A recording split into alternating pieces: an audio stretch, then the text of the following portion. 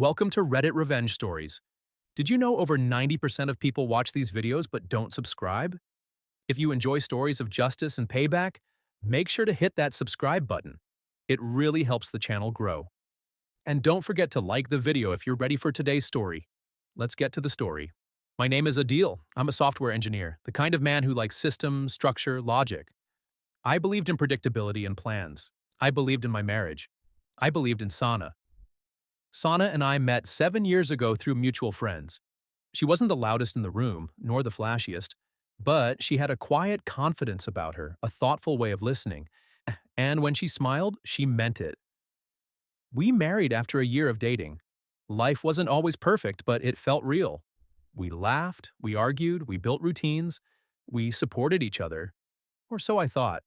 For the first few years, everything seemed normal. She pursued her career in marketing. I worked long hours, often late into the night. We weren't rich, but we were stable. We had a rhythm. And then, slowly, things began to shift.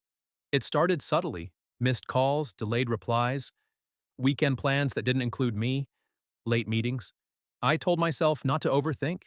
She was just busy. People grow, evolve. Maybe she was just finding herself and I had to give her space. But it wasn't space she wanted.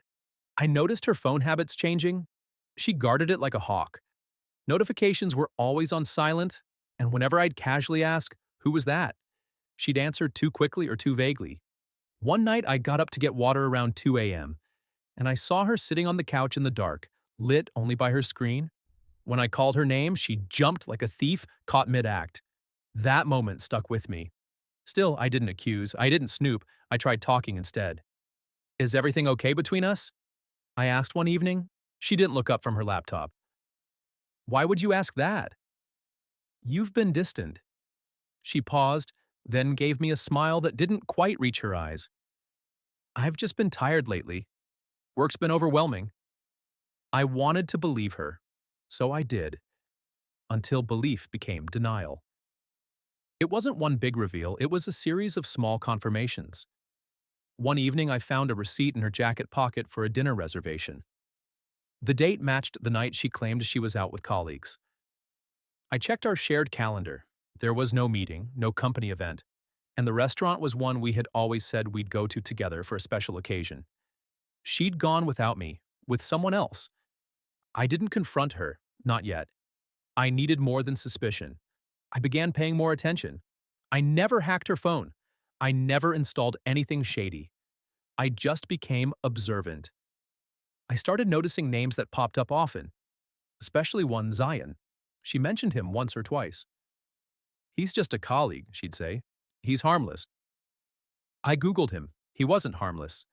Zion was her coworker, yes, but not just any coworker. Pictures on his social media showed them at multiple events, smiling, arms around each other, poses that spoke volumes. She never told me about any of those outings. One weekend, I told her I had to attend a work offsite in another city. I didn't. I stayed in town and followed her. It felt wrong, secretive, paranoid, beneath me. But I had to know. That Saturday afternoon, she told me she was going to meet an old college friend. I waited an hour, then drove to the area she said she'd be in. She wasn't there. She was at a rooftop cafe, laughing across the table from Zion. She leaned in when she spoke.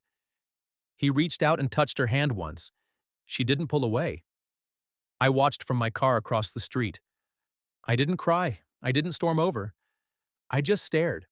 My heartbeat was calm. Too calm. Like something inside me had died and taken emotion with it. That night, I returned home before she did. I pretended I had just gotten in. She hugged me like nothing had happened. Like I hadn't just seen the truth with my own eyes. That's when I knew, really knew, this wasn't a misunderstanding. This wasn't stress or confusion. This was betrayal. And betrayal demands a response. But I didn't confront her. Not yet. That's what she would have expected. A fight. A confrontation. Accusations and denials and tears. I had a better plan. The first thing I did was quietly separate our finances. I created a new account and stopped routing my salary into our joint account. I moved valuable documents and personal items to a secure locker. I updated passwords. I installed a small camera in our living room, not to invade her privacy, but to protect myself just in case. She didn't notice a thing. Next, I started gathering proof. Photos, timestamps, receipts. I wasn't going to shame her publicly. That's not who I am. But, I needed a record in case things got legal. Then I reached out to a lawyer, quietly, discreetly. I learned what my rights were, how to prepare for a potential divorce, without alarming her. He advised me to stay calm, stay polite, and document everything. And I did. But I wasn't done. Revenge isn't about yelling or exposure. Real revenge is when you take control without anyone seeing it coming. So I started looking into Zaychan not as a jealous husband, but as a strategist. I found out where he lived, what he drove, what kind of job he held, and most importantly, his weaknesses. He had a history of HR warnings, flirtations with multiple colleagues, and a reputation for crossing lines. I created an anonymous account. I submitted a detailed complaint to his company's ethics board, citing his behavior with multiple female coworkers, attaching screenshots and suggestive photos I found online. Nothing explicit, just enough to raise questions, just enough to start a whisper. He was put on internal review within a month. Still, I said nothing to Sana. At home, I played the part of the loving, tired husband. I cooked dinner. I asked how her day was. I gave her no reason to suspect I knew. She'd smile and lie to my face. I'd smile and plan my next move. What she didn't know was that I had already contacted her parents. I didn't tell them everything, just enough.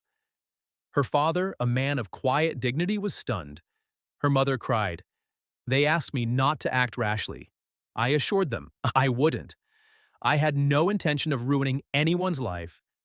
I just wanted the truth to come to light.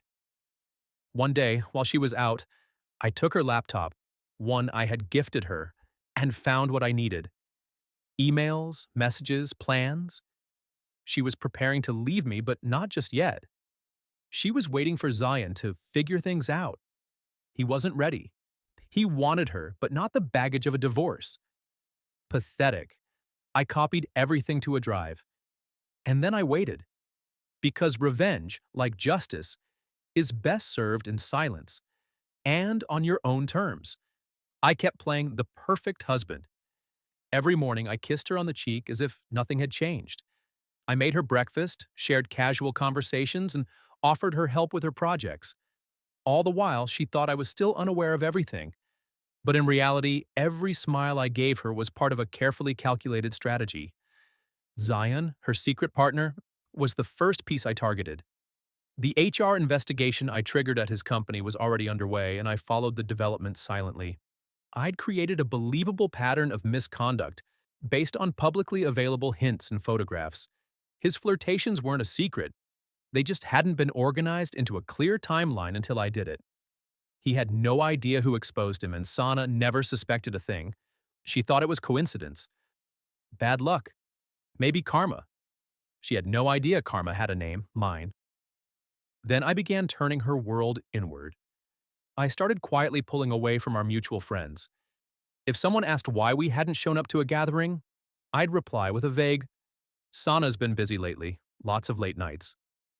That was enough. In small circles, people don't need details, just doubt. Next, I worked on isolating her emotionally, not through cruelty, but through silence. I started becoming more distant, just enough to seem tired, distracted. She tried to reach out. She asked if something was wrong. I'd smile gently and say, nothing serious, just work stress. But I never let her all the way in. The guilt was building inside her. I could see it in the way her hands trembled when she poured coffee, the way her voice faltered when she said, I love you. She was waiting for me to explode, but I didn't. And that was more terrifying to her than any shouting match. Then came the next layer, subtle reminders of our past. I framed a wedding photo and placed it in the living room, somewhere obvious. I brought out old gifts, wore a watch she gave me years ago, even started humming the tune we danced to on our anniversary. She noticed everything, and it crushed her. These weren't romantic gestures. They were mirrors. She couldn't look at them without seeing the reflection of her betrayal. And then I moved in for the second strike. I found out she had been selected to speak at a prestigious marketing conference. It was her big break, something she'd worked toward for months. She was proud. She talked about it constantly. So I made a copy of her proposed presentation, found portions she had reused from past internal meetings, and crafted an anonymous complaint to the organizers, suggesting her content wasn't original. I didn't accuse her of anything outrageous, just enough to cast a shadow. Within days, she got an email stating that her session was on hold pending review. She was stunned, crushed. I stood beside her, pretending to be just as surprised. "I don't understand," she said, panicking. I wrote that all myself. Why would someone do this?" I put my arm around her and said, "Maybe someone's jealous. These things happen." She cried that night. I let her cry alone. Meanwhile, I had another mission in progress. I began separating our finances more aggressively. I created backups of every transaction, moved important files from our shared computer to a secure drive, and documented everything I might need in court later. I wasn't preparing for a fight. I was preparing for victory. It wasn't just about divorce anymore, it was about consequences. When I discovered she had been texting Zion again after everything, I wasn't even surprised. It was like she couldn't help herself. Her messages were emotional, unstable, desperate. He, however, had gone cold. HR had put him on notice, and his world was collapsing. He had started to pull away from her, and now she was scrambling to keep him close. One night, while she was asleep, I read one of her drafts she never sent. "I don't know if Adil knows. He's either pretending or he really is blind, but I feel like I'm losing everything." She was right, she was. Then I did something no one expected. I arranged a dinner with her parents. I acted like everything was fine. I cooked, made small talk, smiled warmly. She sat at the table in silence, barely able to make eye contact. Her parents praised me for how well I was holding the house together. I looked over and watched her squirm in her seat. After dinner, I showed her father a short slideshow I had prepared, photos of family vacations, birthdays, and special moments from our marriage. I framed it as nostalgia, but for her it was torture. Every image was a memory she had stepped away from. And now I was using them as reminders of what she had thrown away. That night, she broke. She came into the room and dropped to her knees. She apologized, truly apologized for the first time. She confessed everything, not in detail, but enough to confirm all I already knew. She begged for forgiveness. She promised it was over with Zion. She claimed she had been lost, lonely, and weak. I didn't yell. I didn't cry. I simply looked at her and said, "I need time." She nodded, sobbing. What she didn't know was that I had already booked an appointment with a divorce mediator. I had the papers ready. I had recorded her confession, not to expose her, but to protect myself in case she changed her story later. Still, I waited. I wanted her to believe she was rebuilding something. I wanted her to invest in the lie of our healing. And she did. She started cooking again, leaving her phone face up, logging out of social media, even going to therapy. She believed we were healing. And that was when I planned the final blow. I chose her birthday. I spent weeks preparing the perfect gift, a leather-bound book with every message, email, photo, and receipt. I labeled it, "The Truth You Tried to Bury." I wrapped it beautifully. Alongside it, I placed the divorce papers in a letter. In the letter, I wrote, "This is not out of anger. This is out of clarity. I gave you every chance to come clean. I listened, I watched, and I waited. I didn't destroy you publicly. I let you destroy yourself, and now I'm setting myself free. Happy birthday. Adil." I handed it to her after dinner, kissed her on the forehead, and walked out. She ran after me, cried, screamed, but I didn't turn back. She had her answers now, and I had my peace. When I walked out that night, I didn't just leave the house. I left behind the man who tolerated lies, who endured betrayal in silence, the man who held on to a broken version of love, hoping to fix it with forgiveness. I stayed at a rented apartment across town, nothing extravagant, just a quiet place with a desk, a window, and a view of the city I had once thought was home. For the first time in months, I slept without waking up to a pit of anxiety in my stomach. The weight was off. The truth had been spoken. The games were over. Sana called me over 30 times the next day. She left voicemails, some pleading, some angry, some empty. Then came the texts, paragraphs filled with regret, bargaining, denial, self-blame. I didn't reply. She visited my office. I didn't come down to meet her. She sent mutual friends. I told them politely that this was personal and I needed space. I wasn't looking for revenge anymore. I had already won. The divorce paperwork moved quickly. With the evidence I had collected, her confession, the digital records, the financial timeline, there were no delays. My lawyer called it one of the cleanest exits he'd seen from a situation like mine. And yet, as smooth as it was legally, emotionally it was something else. Revenge doesn't always come with fireworks. Sometimes it comes with silence, with dignity, with a simple signature on paper that says, I know who I am, and I know what I deserve. But I wasn't done just yet. There was one final chapter, one twist she would never forget. You see, after our separation, I didn't just disappear, and I started something new.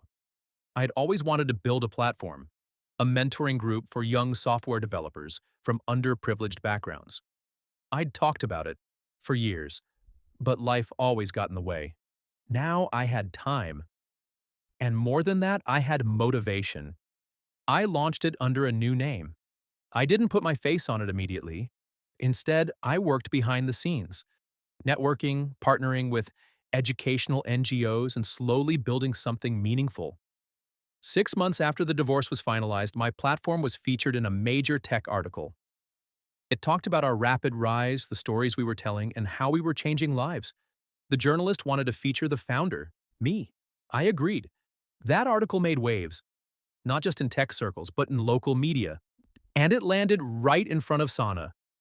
How do I know? Because she emailed me. Her message wasn't long, just 4 lines. I saw your article. You look at peace. I'm proud of what you've built. I'm sorry I didn't believe in you when I should have. And I'm sorry I broke us.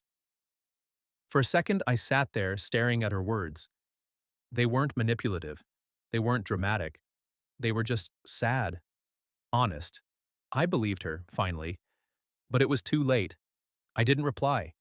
Instead, I clicked archive and turned back to the messages I'd been receiving all week from students, volunteers, and people thanking me for giving them a start. I was no longer just someone who'd been betrayed. I was someone who had rebuilt. But that wasn't the twist. The twist was what came next. Zion, the man who had helped destroy my marriage, had managed to keep his job, barely. But his reputation was shot. Internally, he was moved to a low-level project management role. His promotion track vanished. A few months later, he was let go during a company-wide restructuring. I didn't have to lift a finger. But fate? Fate remembered. 3 months later, he applied for a job at a tech startup I was now advising. Not as its public face, but quietly behind the scenes, I had a voice in who joined and who didn't. His resume came across my desk. I recognized his name instantly. I didn't react. I simply marked his application with a polite but firm, not a cultural fit. I didn't tell anyone who he was. I didn't expose him. I just quietly closed the door. And that was the full circle. My revenge wasn't fire and fury. It was watching the people who thought they had power lose it, slowly, silently, while I rebuilt my life into something stronger.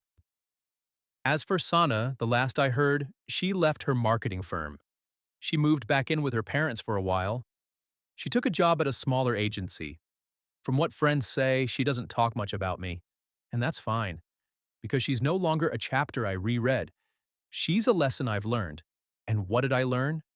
I learned that trust, once broken, can never be put back the same way. I learned that you don't need to shout to win. That quiet moves, patient, calculated steps can create the loudest echoes. And most of all, I learned that healing is the best revenge. Becoming someone who no longer needs to look back. Someone who's too busy building the future to worry about the wreckage behind. So if you're listening to this, wondering whether to scream, to expose, to get even, just wait. Stay still, watch, plan. Because the best revenge, it's not making them pay, it's making them regret losing you when they finally see who you became. And that is how I won.